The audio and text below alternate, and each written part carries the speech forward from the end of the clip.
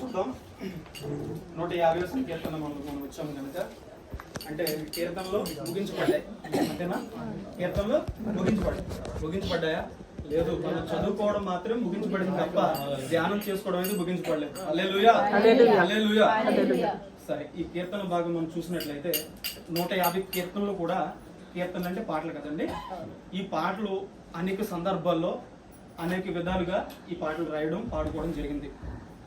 ఉదాహరణకి మనం చూస్తే దేవుని భక్తులకు కొన్ని శ్రమలు, ఇబ్బందులు, ఆటంకాలు వచ్చినప్పుడు దేవుణ్ణి శరణ కోరుకుంటూ ఈ కీర్తనలు పాడుకుని రాసుకున్నట్లు మనం చూస్తూ ఉన్నాం.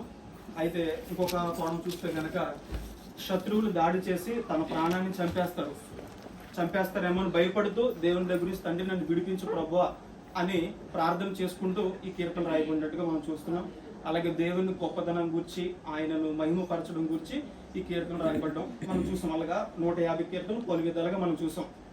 అయితే 145 కీర్తన వరకు ఒక కోణం అయితే, ఒక ఎత్తు అయితే, ఈ చివరి 5 కీర్తనలు చూస్తే గనక ఈ 145 కూర్చున్న ఈ కీర్తనలన్నింటిలో కలుపుకుని మనం దేవుణ్ణి స్తుతించాలి అని మనకి 5 కీర్తనలు మనకి కనపడుతున్నాయి. దేవునికి స్తోత్రం, hallelujah, praise the lord, praise the lord, దేవునికి స్తోత్రం. అంటే ఏంటి? దేవుని స్తుతించుడి, దేవుని స్తుతిద్దాం, దేవుని స్తుతించుడి అనే కదండి. ఆత్మ కలిగించు ఐక్యత అంటే ఏమంటే, మనం ఈ ఆరాధన ప్రారంభించబడక ముందు దైవజనులు కొన్ని మాటలు చెప్పారు. ఏంటది? మన జీవిత కాలం అంతా దేవుని స్తుతించాలి. ఆల్రెడీ సబ్జెక్ట్ హెడ్ లైన్ ఆయనే చెప్పేశారు. దాన్ని ఏమంటారు తెలుసా? ఆత్మ కలిగించు ఐక్యత అంటారు. దేవునికి స్తోత్రం, హల్లెలూయా. సరే, ఈ 150 కీర్తన మనం చూసినట్లయితే ఈ కీర్తన మనకి ఏం చెప్తుందంటే, దేవుణ్ణి స్తుతించాలి, ఆయన నామాన్ని మహిమపరచాలి, ఆయన గొప్ప చేయాలి. ఒక విధంగా రఫ్ గా మనం చెప్పుకోవాలంటే దేవుణ్ణి సువార్త చేయాలి, అంటే ఆయనకు తెలియని వారికి తెలియపరచాలి, మనం సువార్త చేయాలి, ఆయన రాజ్య వ్యాప్తి కోసం మనము అందరికీ ప్రచురం చేయాలి అని దీని వాక్యం మనతో మాట్లాడుతుంది. స్తోత్రం.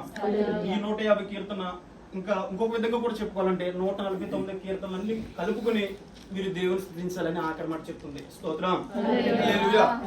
సరే, అయితే ఈ కీర్తన భాగాన్ని వివరించుకోవడానికి మనం ఒక 5 ప్రశ్నలు కింద తీసుకుందాం. అంటే ప్రశ్నలు కాదు యాక్చువల్ గా, కానీ మనకి వివరించుకోవడానికి ఈజీగా ఉంటుంది, సులభం ఉండటం కోసం ఒక 5 ప్రశ్నలు మనం చూద్దాము. 5 ప్రశ్నలు ప్రతి దానికి మన దగ్గర జవాబు ఉంటుంది 150 కీర్తనలో. మొదటి ప్రశ్న ఏంటంటే ఎవరిని మనం స్తుతించాలి అనేది మొదటి ప్రశ్న. ఏంటంటే అది ఎవరిని స్తుతించాలి. సరే, రెండో చూస్తే కనుక మనము ఎక్కడ స్తుతించాలి అనేది రెండో ప్రశ్న. మూడో ప్రశ్న మనం దేవుణ్ణి ఎందుకు స్తుతించాలి, దేవుణ్ణి కాదు ఎందుకు మనం స్తుతించాలి అనేది మూడో ప్రశ్న. నాలుగోది ఎలా దేవుణ్ణి మనం స్తుతించాలి. ఐదోది ఎవరు దేవుని స్తుతించాలి అనేది మనకి 5 ప్రశ్నలు కనిపిస్తున్నాయి.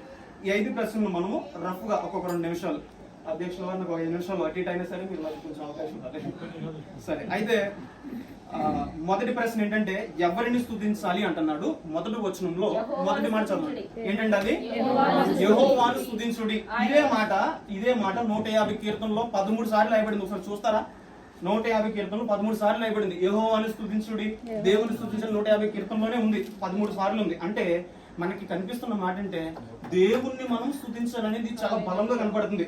ఈ బైబిల్ నడుబొడ్డులో రాయబడిన మాట ఏంటో తెలుసా? దేవుని స్తుతించాలి. మెయిన్ గా ఈ కీర్తన భాగాలన్నీ మనం నేర్చుకుందాం. బైబిల్ అంతా నేర్చేసుకోగా ఆఖరిలో ప్రశ్న ఏంటో తెలుసా? దేవుణ్ణి మనం స్తుతించాలనేది ఆఖరి మాట. నేను స్తుతుల గురించి నాకు చాలా అవకాశం వచ్చింది. 10 సార్లు అవకాశం వచ్చింది అనుకుంటే 9 సార్లు నాకు దేవుని స్తుతించడం గురించి వచ్చింది. స్తోత్రం. ప్రతిసారి నేను చెప్తూ ఉంటాను. అది మనం అనుకూలంగా మనం మార్చుకున్న మాట ఏంటంటే, ఈ లోకమందు అంటే ఇక్కడ బ్రతుకుతున్న కాలం అంతా దేవుని స్తుతించడం మనకి నేర్చుకుని అలవాటు చేసుకుంటే రేపొద్దున పరలోక రాజ్యం వెళ్ళిన తర్వాత కూడా దేవుని స్తుతించడం సులభం అవుతుంది. పరలోక రాజ్యం మనం ఏం చేస్తాం? మళ్ళీ అక్కడికి వెళ్ళి బిర్యానీలు, మళ్ళీ అక్కడ వేరే దేశంలో కష్టపడకూడదు, ఇలాంటివి ఏమి ఉంటాయా? లేదు కదా. ఆయనని ఇక నిత్యము ఆయన స్తుతించడమే ఉంటుంది పైన కదా. అందుకే నేనేమంటానంటే ఇక్కడ స్తుతించడం మనకి నేర్చుకుంటే రేపు పైకి వెళ్ళిన తర్వాత కూడా స్తుతించుకోవడానికి ఈజీగా ఉంటుంది అనేది నా ఉద్దేశం. దేవునికి స్తోత్రం.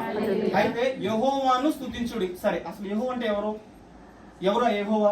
ఆయన ఉన్నవాడు, అనువాడు, అన్ని కాలాలకు సరిపడినవాడు. అర్థమైందండి? ఆయన ఆల్రెడీ ఉన్నవాడు, ఆయన ఉన్నాడు కనుక తర్వాత అన్ని కలిగినవి, తర్వాత అన్ని సృష్టించబడ్డాయి తప్ప ఆయనకు ముందేమి సృష్టిలో ఏమి లేవి. అంతేనంటారా? పరలోక రాజ్యం కానివ్వండి, నరకం కానివ్వండి, మీరు కానివ్వండి, నేను కానివ్వండి, ఈ మానవాళి, పశు సంపద మొత్తం A to Z కూడా అవన్నీ ఏంటంటే ఆయన తర్వాత కలుగు చేశాడు. ఆయన అన్నిటికంటే ముందున్నవాడు. స్తోత్రం. హల్లెలూయా. ఒక వాక్య భాగంలో చూస్తే మనకు చాలా మాటలు మనకు అనిపిస్తాయి. అసలు యెహోవా అంటే ఎవరో మనకు తెలీదా? మనకు తెలుసు కదండి. ఇప్పుడు యెహోవా ఎవరో మనకి తెలిసి ఒకళ్ళ అన్యుల జనులకు కానీ వేరే వాళ్ళకి చెప్పాలంటే మనం ఈజీ చెప్పగలుగుతామా? చెప్పలేమా? ఎంతమంది చెప్పలేరండి మన దేవుని గొప్పదనం గురించి? మీరు చెప్పగలుగుతారా? ఎవరన్నా చెప్పగలుగుతారా? ఎవరు తెలియని వ్యక్తులకి మనం సువార్త చేయగలుగుతామా? చెప్పగలుగుతామా? మరి సాధారణ విశ్వాసులైన మనమే ఎదుటి వ్యక్తికి చిన్నగా దేవుని గురించి గొప్పదనం చెప్పగలుగుతాం కదా. మరి 10 మందికి, వేలాది మందికి, వందలాది మందికి ఆశీర్వాదకరంగా ఉన్న మనుషులు చెప్పలేకపోతే క్రైస్తవ సమాజం ఎటు వెళ్ళిపోతుంది? ఒకసారి ఆలోచించండి. మన దేవుని గొప్పదనాన్ని వివరించుకోలేకపోతే సమాజం ఏమైపోతుంది? బ్రదర్, అదేంటి బ్రదర్ మీరు సోషల్ మీడియాలో అందరి ముందు పబ్లిక్ గా కూర్చున్నారు కదా, దేవుని గురించి ఎందుకు చెప్పట్లేదు అంటే 1వ తరగతి టెక్స్ట్ బుక్, 2వ తరగతి, 10వ తరగతి టెక్స్ట్ బుక్ చూపించి చెప్తున్నాడు. ఇది దేవుణ్ణి మనం ఒప్పుకుంటున్నట్టే కదా. మీకు 1వ తరగతిలో ఒక పాఠం ఉంటుందండి, ఏంటంటే ఏనుగు అమ్మ ఏనుగు, మా ఊరు వచ్చింది ఏనుగు. తెలుసండి ఈ పాట? చిన్నపిల్లలు నేర్చుకుంటారు కదా. ఏనుగు మీద రాముడు ఎంతో చక్కని దేవుడు. అదేంటది? ఏనుగు మీద రాముడు అంటే అది జస్ట్ క్రియేట్ చేసింది ఎవరో? భారతదేశ ప్రభుత్వం క్రియేట్ చేసింది అంతే. ఇది ఏమి సృష్టి కానీ బైబిల్ కానీ చెప్పలే, దేవుడు కానీ చెప్పలే. ఏంటంటే మన గవర్నమెంట్ చదువుకోవాలి కాబట్టి ఈ బైబిల్ చదువుకోవడానికి కానీ జ్ఞానం కావాలి కదా. ఈ బైబిల్ చదువుకుంటా కానీ సరే మనకు చదువు కావాలి కదా. ఆ చదువు చదవాలంటే గవర్నమెంట్ చూపించిన టెక్స్ట్ బుక్ మనం చదువుకోవాలి. అది తప్పదు. అది జస్ట్ దేనికి? ఎగ్జామ్ కి మన నాలెడ్జ్ కోసం మాత్రమే టెక్స్ట్ బుక్లు లేదా ఆ చదువు అనేది. బైబిల్కి సంబంధించి దేవుని జ్ఞానానికి సంబంధించింది కాదు కదా. ఇది చిన్నపిల్లల్లాగా ఇది తీసుకొచ్చి 1వ తరగతి జ్ఞానంతో చెప్తున్న దైవజనులు ఎలా ఉన్నారండి ఈరోజు? మీకు అర్థమవుతుందా? మనం ఉన్న ప్రతి చోటల్లో దేవుని మనం స్తుతించాలి. సాధారణ విశ్వాసులు మనమే దేవుని ప్రకటన చేయడానికి, దేవుని స్తుతించడానికి ఈ రోజు మనం ఎంత ఘనంగా ఉంటున్నామే. మరి అలాంటి ఘనులైన దైవ సేవకులు కానీ అలాంటి వాళ్ళు ఈ రోజు సోషల్ మీడియా కానీ పబ్లిక్ ముందు చెప్పుకోలేకపోతే ఇంకా అర్థమేముంది చెప్పండి? మరి ఆయన ఉన్న నీతి ఏది? యథార్థత ఏది? దేవుని వాక్యం 10 ఆజ్ఞలు ఉన్నాయి కదా. 10 ఆజ్ఞల్లో మనకి 2 ఆజ్ఞలు చూద్దాం. మొదటి ఒక ఆజ్ఞ ఏమని చెప్తుందంటే నేను తప్ప వేరొక దేవుడు. మరి అంత క్లారిటీగా 10 ఆజ్ఞలు చదువుకుంటేనే కదా ఈ రోజు బైబిల్ పట్టుకోగలిగావు. మరి దాంట్లో నీకు అంత ఉంది కదా. మరి నువ్వు చెప్పలేకపోతే ఏమైపోతుంది క్రైస్తవ సమాజం? 2వ పాయింట్, నా నామము అన్ని జనులు ఎదుట అని ఉంది కదా. మరి అన్ని జనులు ఎదుట మన దేవుని నామాన్ని మనం ప్రచురణ చేయలేకపోతే ఇంకేముంది దాంట్లో? మరి మన యథార్థత ఏమైపోతుంది? మన నీతి, మన భక్తి ఏమైపోతుంది? ఒకసారి ఆలోచన చేయాలి. ఇక్కడ యెహోవా అంటే ఎవరు మనకి తెలుసు కదా, అసలు తెలుసు కదండి. మరి అంతగా తెలిసిన దేవుని నువ్వు స్తుతించలేకపోతున్నావే, 10 మందిలో స్తుతించలేకపోతున్నావే, మరి మన విశ్వాసం ఏమైపోతుంది? ఎంతమంది దేవుని స్తుతిస్తున్నారో ఒకసారి మనం ఆలోచన చేసుకోవాలి. ఇందాక దైవజనులు చెప్పారు, ఏది ఒక పాట పాడుకుని 2వ పాట పాడుకుని అయిపోయింది రోజు స్తుతులు, అంతేనా? ఇంకా తర్వాత మనకి చాలా మాటలు ఉన్నాయి, మనం చూద్దాం. యెహోవా అంటే ఎవరో మనకి తెలుసు. ఎవరు స్తుతించాలంటే యెహోవా అనే దేవుని మనము స్తుతించాలి. దేవునికి స్తోత్రం. 100వ కీర్తన 4వ వచనం చదవండి. 100వ కీర్తన 4వ వచనం. కృతజ్ఞతార్పణములు చెల్లించుచు ఆయన గుమ్మములో ప్రవేశించుడి, కీర్తనలు పాడుచు ఆయన ఆవరణ ప్రవేశించుడి. చాలండి. ఇక్కడ ఏమంటానంటే మనము దేవుని ఎరిగిన మనం ఏం చేయాలంటే ఆయనకి ప్రతి నిత్యం కృతజ్ఞతలం అయిపోయాం. మనం ఆయనకి బాకీ అయిపోతున్నాం. ఇంకా తర్వాత మాటలు మనం ఇంకా చాలా మాటలు నేర్చుకోవచ్చు. అర్థమైందండి? కృతజ్ఞత భావం కలిగి మనం తగ్గించుకుని దేవునికి థ్యాంక్స్ చెప్తూ మన గుమ్మంలో ప్రవేశించాలి, దేవుని ఆలయంలో ప్రవేశించాలని దేవుని వాక్యం మనతో చెప్తా ఉంది. అలాగే 106వ కీర్తన 1వ వచనం చదవండి. 106వ కీర్తన 1వ వచనం. ఎవరు స్తుతించాలండి? తర్వాత యెహోవా దయాళుడు కనుక ఆయనకు మనం కృతజ్ఞతాస్తుతులు చెల్లించాలి. దేవునికి స్తోత్రం. ఆయన దయాళుడు కనుకే ఈ రోజున వాళ్ళ 10 మంది ఆశీర్వాదకరంగా ఇప్పుడు ఇంకా దేవుడు అలగించాడు. లేకపోతే క్రైస్తవ సమాజాన్ని పాడు చేస్తే వెళ్ళిపోయిన వ్యక్తులు వాటికి ఎప్పుడో దేవుడు పిడిచేదుడు కదండి. ఆయన దయాళుడు కనుకే ఇప్పుడు వరకు ఆయన క్షమిస్తూ వస్తా ఉన్నాడు. ఈ రోజు కూడా మనల్ని క్షమిస్తున్నాడు. దేవునికి స్తోత్రం. మనం ఏం చేయాలంటే కృతజ్ఞత భావం కలిగి దేవుని సన్నిధిలోకి వచ్చి మన దేవుణ్ణి స్తుతించాలి. ఎవరు స్తుతించాలి? యెహోవాను స్తుతించుడి. హల్లెలూయా. సరే, అయితే మొదటి ప్రశ్న ఏంటంటే యెహోవాను స్తుతించుడి అనేది అంటే ఎవరిని స్తుతించాలి అంటే యెహోవాను స్తుతించాలి అని మొదటి మాట నేర్చుకున్నాం. 2వ మాట ఎక్కడ మనం స్తుతించాలి అని అంటున్నాడు. ఎక్కడెక్కడ స్తుతించాలంటే దేవుణ్ణి ఆయన పరిశుద్ధ ఆలయమునందు దేవుని స్తుతించుడి. తర్వాత ఆయన బలమును ప్రసిద్ధి చేయు ఆకాశ విశాలమందు దేవుని స్తుతించాలి. దేవునికి స్తోత్రం. హల్లెలూయా. ఆయన పరిశుద్ధ ఆలయం అంటే మనం ఏమనుకుంటాం? ఇది వెనక చర్చ్, అంతేనా? లేకపోతే ఏదైనా సువార్త కూటం పెట్టుకుంటే అక్కడ ప్రార్థన చేసుకుని ప్రతిష్ఠించుకోవడం కనుక స్థలాన్ని, అది పరిశుద్ధం, అంతేనా? లేకపోతే ఏదైనా హాల్ రెంట్కి తీసుకుంటాం, ఆ హాల్లో ఏదైనా దేవుని స్తుతించడానికి ఏదైనా చిన్న కూడికి ఏర్పాటు చేసుకుంటాం, అది పరిశుద్ధ ఆలయం. దాంట్లో స్తుతించడమేనా? మన పరివారంగా ఆలోచన చేస్తే అక్కడ దేవుని స్తుతించడం కాదు, హృదయమే దేవుని ఆలయం అని చెప్తున్నాడు. అంటే ఈ హృదయం అనే ఈ ఆలయాన్ని మనం పరిశుద్ధపరచుకుని, ఈ హృదయం ఎక్కడైతే ఉంటుందో, ఏ ప్రదేశానికి వెళ్తుందో, ఏ ప్రాంతాలకు వెళ్తుందో, వెళ్ళిన ప్రతి చోటలో మనం ఏం చేయాలంటే దేవుణ్ణి స్తుతించాలి. దేవునికి స్తోత్రం. అది పరిశుద్ధ ఆలయం. అంటే మనం ఈ భూమి మీద జీవిస్తున్న ప్రతి గడియ, ప్రతి నిమిషం ఇది పరిశుద్ధమే గనక పరిశుద్ధపరుచుకున్న తర్వాత, రక్షణలోకి వచ్చిన తర్వాత మనం దేవుణ్ణి మనము స్తుతించాలి. ఇది భూలోకంలో. తర్వాత మాట ఏంటంటే ఆయన బలమును ప్రసిద్ధి అంటే ఎంత గొప్ప దేవుడో, ఆయన ఎంత బలవంతుడు, ఎంత శక్తిమంతుడో మనకు ఒక ఉదాహరణ లేకపోతే ఒక శాంపుల్ కనబడుతుంది. ఏంటది? ఆకాశం విశాల మందు దేవుని స్తుతించాలి అంటున్నాడు. ఆకాశంలో మనం ఏముందని విశ్వసిస్తాం? ఆకాశం పైన పరలోక రాజ్యం ఉందని విశ్వసిస్తాం కదా. అయితే భూమి మీద బ్రతుకునే కాలం ఈ శరీరం దాల్చిన ఈ హృదయం అనే ఈ ఆలయంతో దేవుని స్తుతించాలి. రేపొద్దున్న పరలోక రాజ్యం వెళ్ళిన తర్వాత ఆకాశం అన్ని పరలోక రాజ్యంగా పోల్చి చూసుకుంటే కనుక పరలోక రాజ్యం వెళ్ళిన తర్వాత కూడా దేవుని మనము స్తుతించాలి. నేను మొదట్లోనే చెప్పా, ఎక్కడ స్తుతించడం నేర్చుకుంటే రేపొద్దున్న పరలోక రాజ్యం వెళ్ళిన తర్వాత కూడా దేవుని నిజంగా స్తుతించడానికి మనకు అవకాశం ఉంది. దేవునికి స్తోత్రం. ఎక్కడెక్కడ స్తుతించాలంటే అంటే ఈ చర్చ్ లో మాత్రమే స్తుతించాలా? లేకపోతే మనకి ఇంట్లో ఒక రూమ్ దేవుడి గదిని కట్టుకుంటాము, ఆ గదిలో వెళ్ళి స్తుతించుకోవాలా? కాదు కదండి. మనం ఉన్న ప్రతి చోటల్లా ఈ హృదయం అని పరిశుద్ధమని ఈ ఆలయం ఉన్న ప్రతి చోటల్లా ప్రతి నిమిషం ప్రతి గడియ దేవుని మనము స్తుతించబద్దులమే ఉన్నాం. హల్లెలూయా, హల్లెలూయా. మాటలైపోయి మూడో మాటలోకి వెళ్ళినట్లయితే, ఎందుకు దేవుని మనం స్తుతించాలి? అసలు ఎందుకు స్తుతించడం అనే ప్రశ్నే తప్పు. అవునంటారా? ఎందుకు దేవుని మనం స్తుతించాలనే ప్రశ్నే తప్పు. ఎందుకు స్తుతించడం ఏంటంటే ఆయన శ్వాస తీసుకుంటాం కదా, దీనికి ప్రతి దానికి లెక్క చెప్పాలి దేవునికి. అర్థమైందండి? ఆయన శ్వాస తీసుకుంటాం, దీనికి ఖచ్చితంగా దేవునికి మనం లెక్క చెప్పాలి. ఇప్పటి వరకు ఒకసారి ఆలోచన చేయండి, దేవునికి మనం ఎంత రుణస్థులమైపోయి ఉన్నాం, ఎంత బాకీ ఉండిపోయాం. మనం వడ్డీలతో సహా చెల్లించాలి దేవునికి. చెల్లిస్తారా మరి? సరే, ఇప్పటి వరకు అయిపోయింది కుదిరేద్దాం. ఎప్పటి నుంచైనా ఖచ్చితంగా దేవుని మనం ప్రతి నిమిషము దేవుని స్తుతించాలి. ఎందుకు స్తుతించాలనే ప్రశ్నే తప్పు. ఒకసారి చూద్దాం. రెండో వచనం చదవండి. ఆయన పరాక్రమ కార్యములను బట్టి ఆయన స్తుతించుడి, ఆయన మహాప్రభావమును బట్టి ఆయనను స్తుతించాడు. దేవునికి స్తోత్రం. ఆయన పరాక్రమ కార్యములు, ఆయన మనకి ఏం చేస్తాడు, మన జీవితంలో మన పట్ల ఆయన ఏం చేస్తాడు అనే ప్రశ్న కూడా తప్పే. కానీ మనం ఏదో వివరించుకోవడానికి సులభం ఉండడం కోసం జస్ట్ ప్రశ్న అంతే. ఆయన మన జీవితంలో ఏమేమి చేస్తాడని మనం స్తుతించాలి. అక్కడ ఇజ్రాయెల్ ప్రజలు ఒక మాట చెప్తున్నారు, చూద్దాం. 107వ కీర్తన 31వ వచనం చదవండి. 107వ కీర్తన 31వ వచనం. ఆయన కృపను బట్టి నరులకు ఆయన చేయు ఆశ్చర్య కార్యములను బట్టి వారు యెహోవాకు కృతజ్ఞతాస్తుతులు చెల్లించారండి. దేవునికి స్తోత్రం. నరులమైన మనకి, మానవులైన మనకి ఆయన మన పట్ల కృప చూపిస్తున్నాడు కనుక దేవుణ్ణి మనం స్తుతించాలంట. అయితే ఇశ్రాయేలీయులు ఎందుకు స్తుతించారంటే 28వ వచనం పైన చదవండి. 28వ వచనం చదవండి ఒకసారి. ఏంటంటే అది శ్రమకు తాళలేక వారు యెహోవాకు మొరపెట్టుకున్నారంట. ఆయన ఏం చేస్తాడంటే వారుకున్న ఆపదలన్నిటిలో నుంచి విడిపించాడంటండి. అందుకే ఇశ్రాయేలీయులు ఆ రోజు దేవుని స్తుతించారంట. దేవునికి స్తోత్రం. ఈ రోజు మనకు కూడా ఎన్నో ఆపదలు వస్తాయి, ఎన్నో శ్రమలు వస్తాయి, ఎన్నో ఇరుకులు వస్తాయి, ఎన్నో ఇబ్బందులు వస్తాయి, ఎన్నో బంధకాలు వచ్చేసి మనం బంధించబడిపోతాం.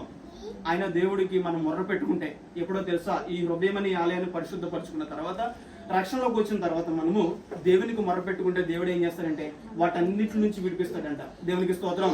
విడిపించిన మనము ఏం చేయాలంటే ఇక్కడ ఏం చెప్పాడు, ఆయన చేయ ఆశ్చర్యకారాన్ని బట్టి యెహోవాకు కృతజ్ఞతాస్తుతులు చెల్లించాలి. కృతజ్ఞత అంటే ఏంటి? థ్యాంక్స్ చెప్పడం అంతే కదండి. కృతజ్ఞత అంటే ఏంటది? థ్యాంక్స్ చెప్పడం. అందుకే అంటున్నాను, ప్రతి నిత్యము కూడా మనము ఆయనకి స్తుతులు చెల్లించాలి. ఒకసారి మనం స్తుతులు చెల్లించకపోయామే అనుకుందాం, ఒక నిమిషం అనేసరి స్తుతులు చెల్లించకపోయాం అనుకుందాం, ఆయనకి మనం వడ్డీతో సహా చెల్లించవలసి వస్తుంది. వడ్డీ చెల్లించాలంటే మన జీవితం సరిపోదు కదా. అందుకే మనకున్న సమయాన్ని అస్సలు తీర్చేసుకుంటే సరిపోతుంది కదా. దేవునికి స్తోత్రం. హల్లెలూయా. ఆయనకి మనం ప్రతి నిత్యము స్తుతులు చెల్లించాలి. దేవునికి స్తోత్రం. హల్లెలూయా. అయితే స్తుతులు చెల్లించిన మనల్ని దేవుడు ఏం కోరుకుంటున్నాడు? ఆయన మనకి ఆశ్చర్యకార్యం చేస్తానన్నాడు. ఆయన గొప్ప దేవుడు అని చెప్తున్నాడు.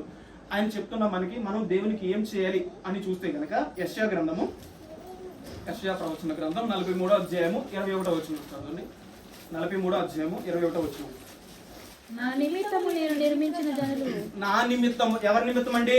దేవుని నిమిత్తము నిర్మించబడిన ఈ జనులు, నువ్వైనా నేనైనా. తర్వాత నా స్తోత్రమును ప్రచురము చేయాలి. దేవునికి స్తోత్రం. హల్లెలూయా. ఏంటండి? ఆయన కోసం నిర్మించుకున్నాడు మనల్ని. అంతేగాని ఏదో భూమి మీద ఉండాలి కదా, తల్లిదండ్రులు ఏదో మనల్ని భూమి మీద తీసుకొచ్చారు కదా అనేది కాదు. దేవుని చిత్తం లేకుండా, దేవుని సంకల్పం లేకుండా మనం ఈ లోకంలో జీవించట్లేదు, ఈ లోకంలో రాలేదు. ఆయన చిత్తం ఉంది కదండి.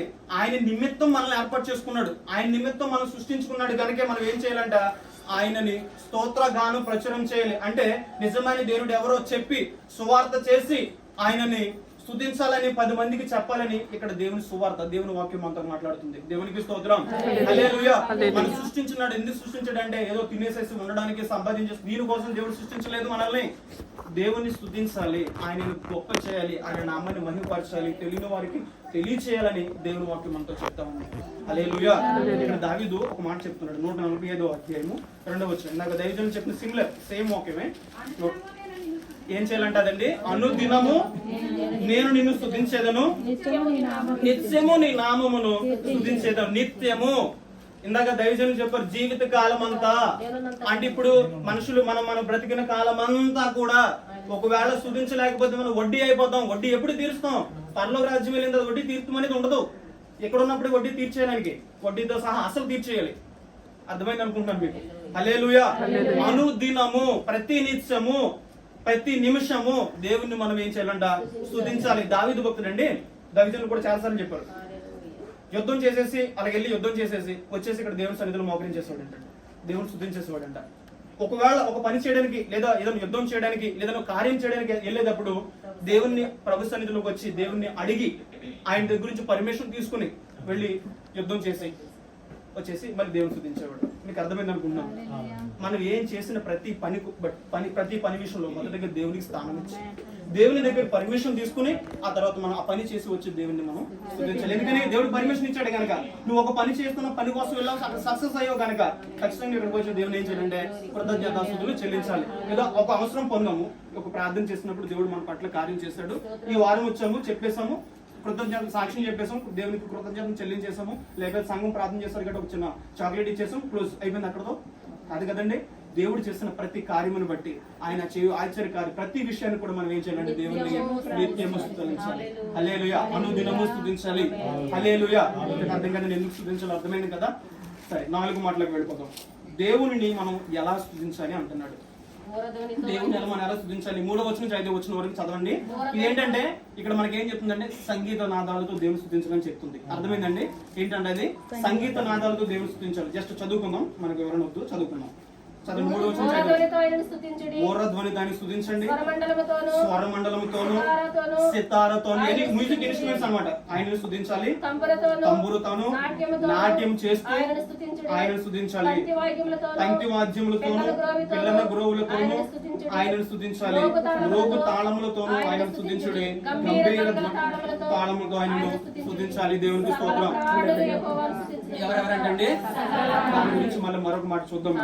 అంటే ఇక్కడ సంగీత నాదాలతో దేవుని స్తుతించాలి. దీంట్లో రాయబడిన 3 ఇన్స్ట్రుమెంట్స్ మన దగ్గర ఉన్నాయి. 3 ఇన్స్ట్రుమెంట్స్ మన దగ్గర ఉన్నాయి. తెలుసా? సిస్టర్ వాయిస్తున్నారు కదా, తంబూర, తాళం, అది తాళం.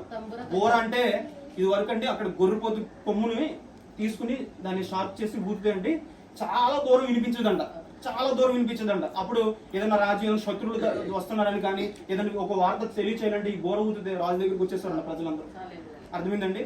అలాగే ఆ బోరతో మనం స్తుతించాలి. యూట్యూబ్ లో చాలా వస్తుంది, నేను చూసాను అన్నమాట. అసలు ఏంటిది సంగీతం గురించి దీంట్లో ఇలాగ ప్రతి ఒక్కటి ఇన్స్ట్రుమెంట్ రాశాడండి దేవుడు. ఎందుకు ఇలా రాయబడిందని నేను యూట్యూబ్ లో 2-3 చూసాను, చాలా వీడియోలు చూసి నేను ఈ పాయింట్ ఒకసారి నేను అర్థం చేసుకున్నాను అన్నమాట. పిల్లని గురువు అంటే తెలుసు, ఫ్లూట్ తెలుసు కదండి, అది. దాని తర్వాత తంబూర అంటే ఏంటి? కంజీర్ ఉంది కదండి, కంజీర్ పైన డొప్పు కూడా ఉంటది, మీరు చూసారు, దాన్ని తోలేసి ఒక చిన్న డొప్పులా ఉంటది కదా తంబూర, దాంతో కూడా దేవుడు. అలాగే మనకి చాలా ఇన్స్ట్రుమెంట్స్ ఉన్నాయి. ఇక్కడ దేవుడు చెప్తున్న మాట ఏంటంటే మనము సంగీత నాదాలతో కూడా దేవుని మనం ఘనపరచాలంట. హల్లెలూయా, హల్లెలూయా. బైబిల్లో ఇప్పుడు క్రైస్తవ సమాజానికి దేవుని మనం స్తుతించడం ఇది మరొక ప్రత్యేకమైన మనకి దీన్ని ఏమంటారు, ప్రత్యేకమైన అవకాశం దేవుడు ఇచ్చాడు. అంటే ఇది మ్యూజిక్ కూడా చాలా ఇంపార్టెంటే మన క్రైస్తవులకి అని కూడా దేవుడు చెప్తున్నాడు. అందుకే కదా బైబిల్లో రాయబడింది. ఇంకా అనేక పర్యాయాలు ప్రకటన గ్రంథంలో కూడా చాలా అనేక పర్యాయాల్లో కూడా సంగీతం గురించి రాయబడింది అండి. దేవునికి స్తోత్రం. ఇప్పుడు పాటలు, ఇప్పుడు క్రైస్తవ సమాజానికి మంచి మంచి గొప్ప గొప్ప పాటలు ఉన్నాయి కదండి. పాటల ద్వారా కూడా చాలా మంది రక్షణ పొందిన వారు ఉన్నారు, లేదంటారా? చాలా మంది ఉన్నారు. మీకు ఒక చిన్న ఉదాహరణ చెప్తాను. మా ఫ్రెండ్ అతని పేరు రామకృష్ణ. నా మీద సుమారు 7-8 సంవత్సరాలు పెద్దోడై ఉంటాడు, కానీ అతనితో నాకు సహవాసం అనమాట. చాలా మంచి వ్యక్తి అండి, చాలా మంచి వ్యక్తి. నాకు బాబాయ్ వరుస అవుతాడు. అతను ముందు అన్యజనుల్లో లేకపోతే లోకంలో ఉన్న రోజులే ఉండవి. అయితే తను ఏం పని చేసినా చాలా నిష్ఠగా చేస్తాడు. అన్య దేవతలకు పూజించేవాడు, అది కూడా చాలా నిష్ఠగా చేసేవాడు. అర్థమైందండి? ఏ పని చేసినా మీరు పాలేదనం అంటారు, మీరు విన్నారా? తెలుసా మీకు? రైతుల దగ్గర పాలేదనం. అలా పాలేదనం చేస్తున్నప్పుడు అప్పుడే కొత్తగా మొబైల్స్ వచ్చిన టైము మెమరీ కార్డులో పాటలు 200, 300 పాటలు ఎక్కించేసుకుని దేవుడు సినిమా పాటలు ఉండమే ప్రతి ఒక్కట మనోడికి బాగా తెలుసు. బాగా అసలు ఎంత బాగా పాడతాడంటే సినిమా పాటలు అంత బాగా పాడతాడు. సరే, అయితే ఇలాగే తన దగ్గర పాటలన్నీ వినేసాడు. కొత్త పాటలన్నీ పాత పడిపోయి పాటలన్నీ చాలా వరకు వచ్చేసినాయండి తనకి. సరే, తర్వాత మళ్ళీ ఏం చేయాలి? ఇంకో వేరే పాటలే వినాలి కాబట్టి ఒక ఫ్రెండ్ దగ్గరికి వెళ్ళి తెచ్చుకుంటే ఆ ఫ్రెండ్ 50-50 అనమాట. అంటే అటు అతనికి వెళ్తాడు ఏదో నామకార్థం అన్నట్టు. దేవుడి పాటలు కూడా ఉండేవి అతని మెమరీ కార్డులో. అయితే వస్తే ఒక 10 పాటల మధ్యలో ఒక దేవుని పాట, 10 పాటల మధ్యలో దేవుని పాట అలా వస్తూ ఉంటే ఇదేంటి మనం విన్నాం కదా ఈ పాట అని ఎదరు కొట్టేసేవాడు. ఇది విన్నాం కదా అని ఎదరు కొట్టేసాడు. అలాగా పాటలన్నీ ఎదరికి గెట్టేసేవాడు. కానీ తను ఒక లోకంలోకి వెళ్ళిపోయినప్పుడు ఒక పెద్ద ఆవిడతో రిలేషన్స్ ఇవన్నీ చాలా చాలా డిప్రెషన్ ఉన్నాడు. అసలు నేను నా జీవితానికి విలువేంటి, నా జీవితానికి అర్థం ఏంటి, నేను ఏంటి ఎలా ఉన్నానే, నేనేంటి ఈ లోకంలో ఉండిపోయానే, నేను ఏం చేయాలి, నెక్స్ట్ స్టెప్ ఏంటని తను చాలా కుమిలిపోతున్న, బాగా తగ్గిపోతున్న సమయాలవి. ఒకవేళ చనిపోవడానికి కూడా సిద్ధమైపోతున్నాడు అలాంటి సమయాలకి. ఎలా చూడాలండి? చనిపోవడానికి కూడా సిద్ధమైపోతున్నాడు అలాంటి సమయాలండి అవి. ఆ టైంలో ఏం చేయాలో తెలియదు. సరే, ఇప్పుడు ఏం జరిగిందంటే 10 పాటల మధ్యలో ఒక దేవుని పాట వచ్చాయి కదా, ఇప్పుడు 5 పాటల మధ్యలో వస్తుంది. అయినా ఫార్వర్డ్ చేస్తున్నాడు, ఎవరికి పెట్టేస్తున్నాడు. అయితే సరే వస్తుంది కదా, ఎందుకు విందాం ఒకసారి అని ఆ పాట వింటూ, అంటే నాగలు దున్నుతున్నాడు, ఆప్షన్ లేదు, ఎద్దులతో నాగలు దున్నుతున్నాడు, ఆప్షన్ లేక ఆ పాట విన్నాడు. ఆ పాట ఏంటో మీకు తెలిసేమనుకున్నారు, బాలసుబ్రహ్మణ్యం గారు పాడారు, యేసునా ప్రియ కాపరి. మీకు ఏమని తెలుసా?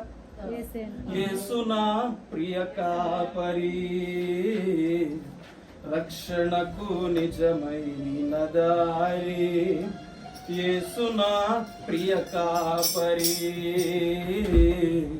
రక్షణకు నిజమైన దారి.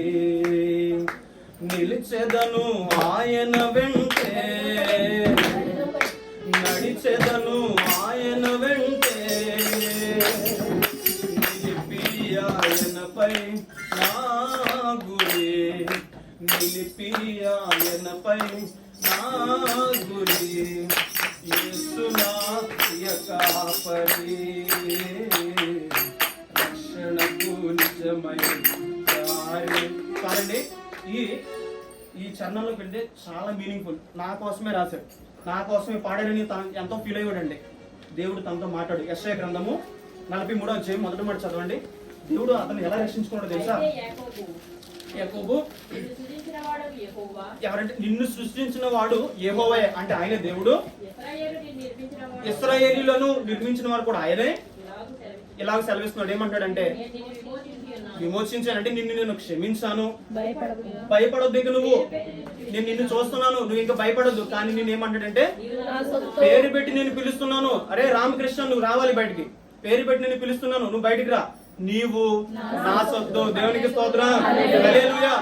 అతనండి చేసే ప్రతి భక్తులు కూడా చాలా నిష్ఠగా చేసేవాడని చెప్తున్నాను కదా. ఎప్పుడైతే దేవుని సన్నిధిలో దేవుడు ఎప్పుడైతే పిలుచుకున్నాడో, నీవు నా సొత్తు, నిన్ను రక్షించేవాడు నేనే అని ఎప్పుడైతే ఆ పాట ద్వారాగా బిడ్డతో మాట్లాడి ఎప్పుడైతే పిలుచుకున్నాడో, ఈరోజు చాలా బలమైన ఇలాగే నాలాగనే మేము ఈరోజు మీకు మాట చెప్పాలి. నేను మా ఆత్మీయ తండ్రి దైవజనులు కరోనాలో టైంలో చనిపోయింది, 3వ సంవత్సరం ఆయన ప్రభునందు నిద్రించారు అన్నమాట. అయితే ఆయన దగ్గర నేర్చుకున్నాం మేము ఇలా, అంటే ధైర్యంగా, అంటే నేర్చుకుంటే బైబిల్ నేర్చుకోవడం అంటే ఇలా పాటలు చెప్పడం కాదు, కానీ స్టేజ్ ఫేర్ లేదు అనమాట. అంటే ఇలాగా నువ్వు నిలబడి మాట్లాడడానికి స్టేజ్ ఫేర్ లేదు, మళ్ళీ ఇంకా వేరే చోట ఎక్కడ నిలబడాలని చాలా భయం. ఇక్కడ దేవుని సన్నిధిలో ఎప్పుడు స్టేజ్ ఫేర్ మాకు లేదు. అది ఆయన నేర్పించాడు, ఇంకా ఫర్దర్ గా నేర్పించబోతున్నాడు. ప్రభు జ్ఞాపం చేసుకున్నాడు, ఆయన దేవుని సన్నిధిలో చేర్చుకున్నాడు. సరే, అయితే ఆయన లేకపోయినా ఆయన లోటుని ఒక 50% వరకు బిడ్డ తీస్తున్నాడు. దేవునికి స్తోత్రం. ఎందుకో తెలుసా? పేరు పెట్టి ఆయన పిలుచుకుని ఒక పాట ద్వారాగా బిడ్డను రక్షించుకున్నాడు, లోకం నుంచి వేరు చేయబడ్డాడు. ఈ రోజు ఘనంగా ఆ బిడ్డ ఉన్నాడు. దేవునికి స్తోత్రం. అందుకే అంటున్నారు, సంగీత నాదాలతో దేవుని మనం స్తుతించాలి, పాటలతో దేవుని మనం పాడుతూ ఆయన్ని స్తుతించాలి అని. అంటే ఇది కూడా మన క్రైస్తవ జీవితం ఇది కూడా ఒక ప్రాముఖ్యత అని దేవుడు మనతో మాట్లాడుతున్నాడు. దేవునికి స్తోత్రం, హల్లెలూయా, హల్లెలూయా. 5వ మాటలోకి వెళ్ళిపోతుంది. చివరి మాట అండి, ఎవరు స్తుతించాలి దేవుని? ఎవరంటే వాళ్ళు సకల ప్రాణులు, ప్రాణం ఉన్న ప్రతి ఒక్కరు దేవుని స్తుతించాలి అంతే. హల్లెలూయా, హల్లెలూయా. అంటే ప్రాణం ఉన్న ప్రతి ఒక్కటి, అంటే ఇప్పుడు పక్షులు ఉన్నాయి, చెట్లు ఉన్నాయి, ఇవన్నీ ప్రాణం ఉన్నాయి కదా. ప్రాణం ఉన్న ప్రతి ఒక్కటి కూడా దేవుని స్తుతిస్తుందని నీళ్లు, రాళ్ళు, చెట్లు పుట్టలు అన్ని దేవుని సృష్టిస్తున్నాయని బైబిల్ గ్రంథంలో రాయబడింది. అర్థమైందండి?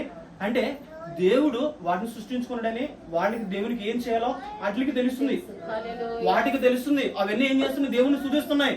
మరి ప్రాణం మనల్ని ప్రత్యేకంగా తయారు చేసుకుంటాడు. పక్షుల కంటే మీరు శ్రేష్ఠులు కారా? ఎందుకు మనం శ్రేష్ఠులం అండి? అట్లకి ప్రాణం ఉంది, మనకి ప్రాణం. మనం ఎందుకు శ్రేష్ఠులం? మనం ఎందుకు గొప్పవారం? ఎందుకో తెలిసిన ఆయన తన స్వరూపము చెప్పుని మనం తయారు చేసుకున్నాడు. ఆయన ఎంత అందంగా ఉంటాడో అంతే అందంగా మనల్ని తయారు చేసుకున్నాడు. దగ్గర నుండి తయారు చేసుకున్నాడు. ఈ సృష్టిని మాట ద్వారాగా సృష్టించేశాడు.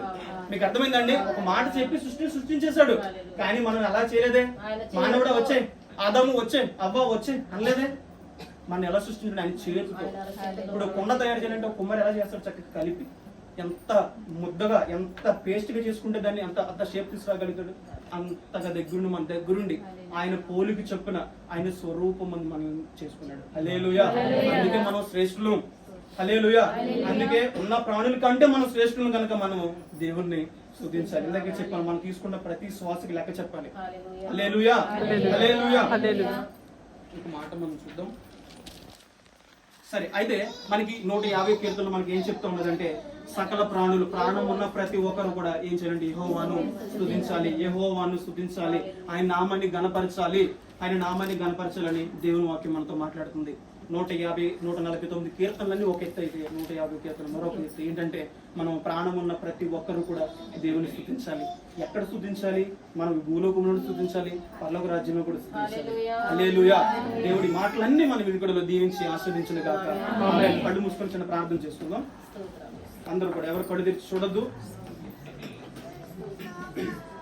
స్తోత్రం, స్తోత్రం, స్తోత్రం. అందరూ ప్రార్థన చేసుకుని ప్రార్థన ఏకీపిద్దాం.